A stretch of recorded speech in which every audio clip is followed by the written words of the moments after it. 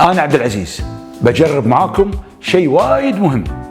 مو كل شيء ينقال حقيقة، في مطابخ تمنعهم وفي مطابخ ما تخلى منهم: الثوم والبصل.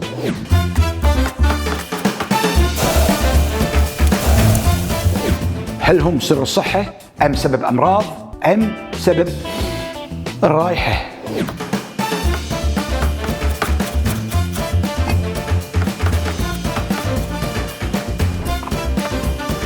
زيت الزيتون التونسي درجة أولى. بجرب أطبخ معاكم معكرونة بالربيان بالثوم بالبصل، وبقول لكم القصة اللي ما حد قالها. جربوها مع عبد العزيز. تعالوا معي.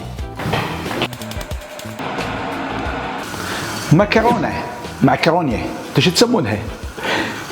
ما يهمني اسمها، يهمني أصلها. هل هي إيطالية ولا صينية الأصل ولا عربية انتقلت إلى إسبانيا مع المسلمين لما افتتحوا الأندلس؟ بقول لكم القصة اللي ما حد قالها لكم.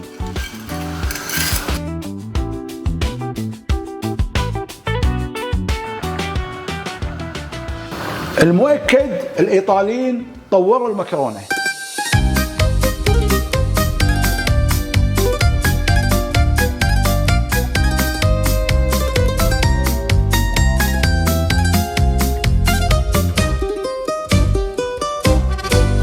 لكن الأصل يعود من 4000 سنة للصين، لأن لقوا بالآثار نودلز قديمة مو من القمح، من مادة ثانية.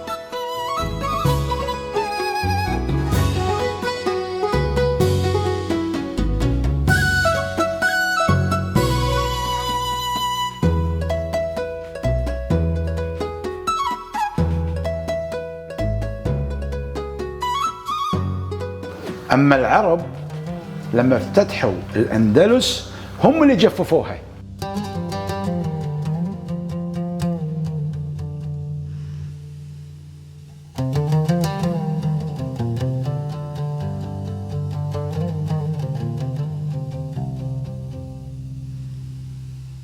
للتجارة والنقل البحري والبري تكون مادة خفيفة معاهم للأكل وسريعة.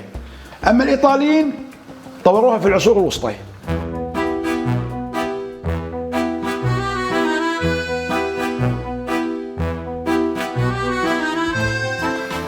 أما أنا بجربها معاكم اليوم بطريقتي الخاصة.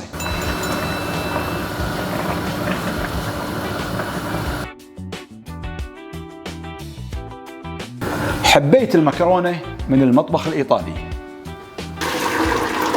لكن مكرونة بالربيان حبيت أسرارها من المطبخ التايلندي، خصوصا في كرابي.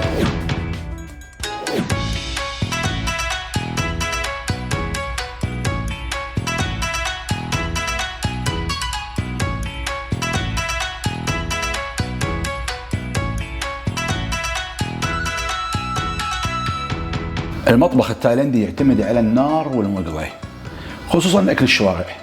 في كرابي، في كاسوموي، في الجزر النكهة غير. دخلت على عائلة عندها سمول فاميلي، مطبخ صغير وتقدم كلها على البحر، وصرت واحد من العائلة. والحين مع الشيف كوك كينتاو. اوكي تاي سواي أراي أروي صبايدي أروي زنجر زنجبيل. عندي شريم زنجر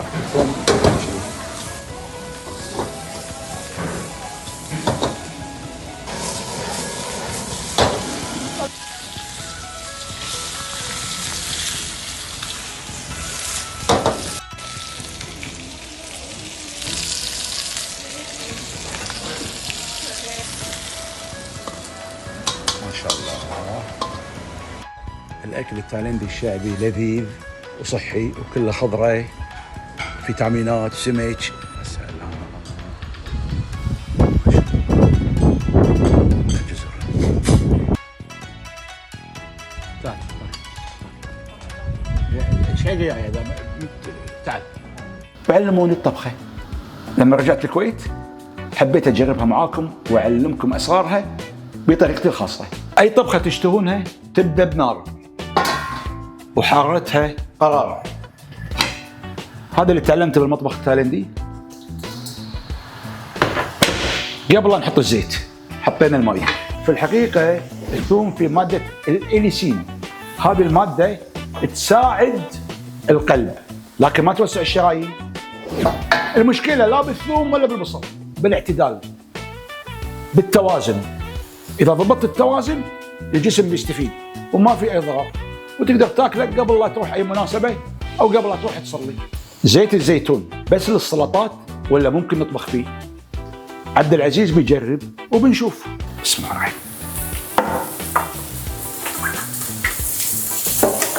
يعتمد على النار ودرجة الحرارة.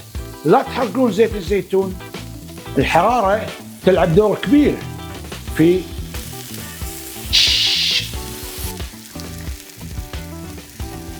عشان كذي خليته بهذه.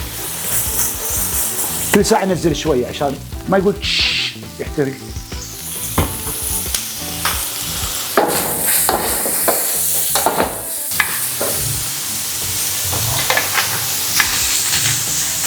هذه النكهة خاصة فيني عشان ننافس الإيطاليين. Un tocco italiano a modo mio. المكرونة بالربيان يا عرب، يا أهل الخليج، يا أهل السعودية، أهلنا بالكويت هني، أهل مصر، أهل المغرب، فيكم شدة تنافسون الإيطاليين.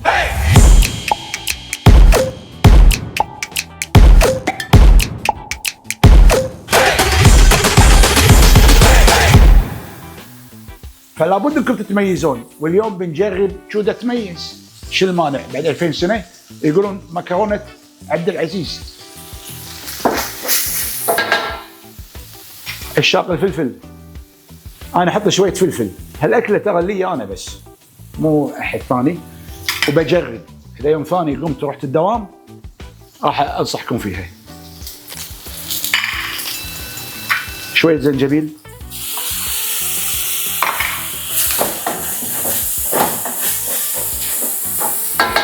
والحين جينا للمهم. الربيان، تختارون ربيان يوكلونه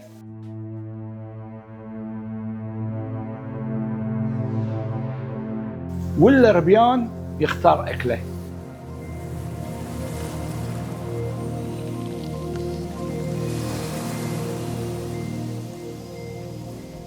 في فرق كبير بين الربيانين. انا اخترت ربيان يختار اكله، لأن اللي يختار أكله تكون له حرية خاصة. بسم الله الرحمن الرحيم. بدأت الريحة تطلع.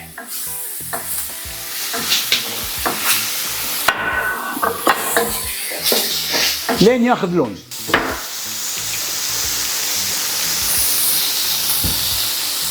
سر نكهة المكرونة بالربيان تجربتي معاكم الربيان الطازج. انا افضل الربيان اللي ياكل اكله، اللي يبونه من البحر، ونشكر اللي يزرعونه لان الطلب عليه والاستهلاك كثير في العالم.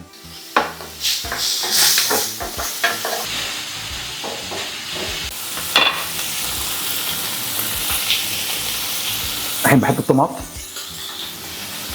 بسم الله الرحمن الرحيم. نزلنا الطماط. الليمون، بسم الله الرحمن الرحيم. في كم دكتور يقول لا تاكل ليمون، طبعا اللي فيه قولون او في اضطرابات في المعده ما ياكل ليمون، بس الليمون مفيد جدا وانصح بالليمون، والتايلنديين شغلهم هذا.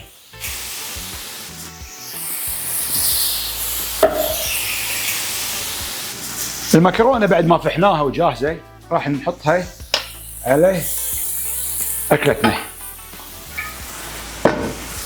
ايطاليا تتميز بالمكرونه ليش؟ لان العجينه يسوونها فريش طازجه.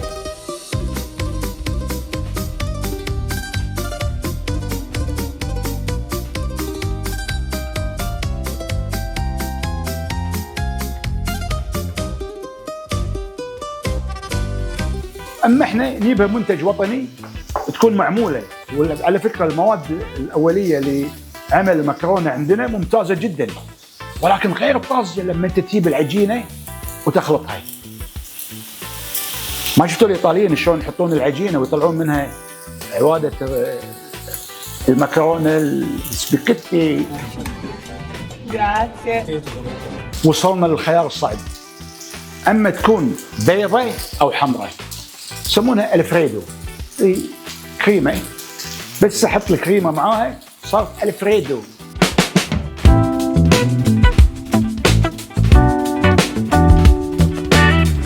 حطيت معجون طماط،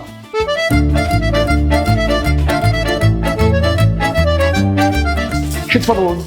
بالنسبه لي اكيد طماط.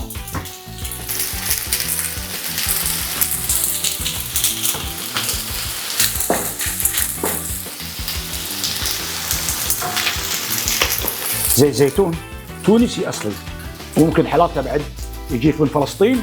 يا سلام.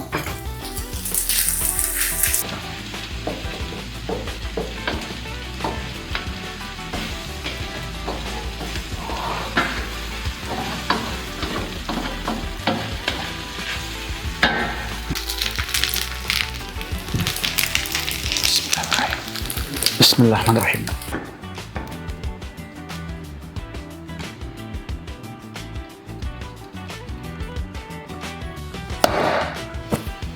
أهم شيء طريقة التقديم حتى يكون فيه لذة للناظرين. سبحان الله، الجنة في الآخرة الطعام فيها لذيذ جدا ولذة للناظرين. ومعظم مدارس الطبخ تعلم طريقة النشاب وشكل الأكل لما يتقدم، لازم يكون في فن غير محتوى الطبخة واللذة.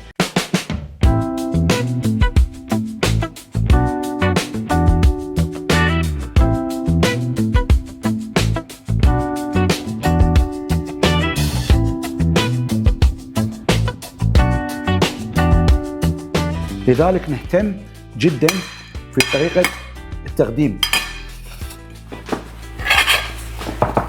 الآن ندش مرحلة تزيين الطبق، لكن بما أن أنا باكله بروحي، هذا الربيان بالمكرونة بالبصل بالثوم المعتدل مع الليمون. جربتوه مع عبد العزيز؟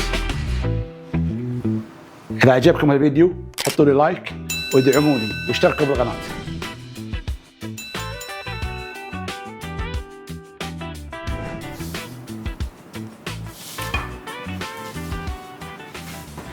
أحلى مكرونة بالربيان بالبصل بالثوم. والحين قولوا لي تاكلون ثوم وبصل ولا لا؟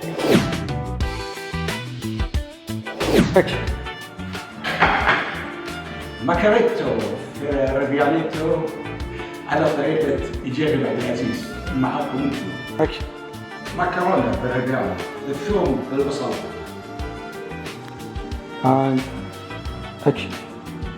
مكرونة بالربيان.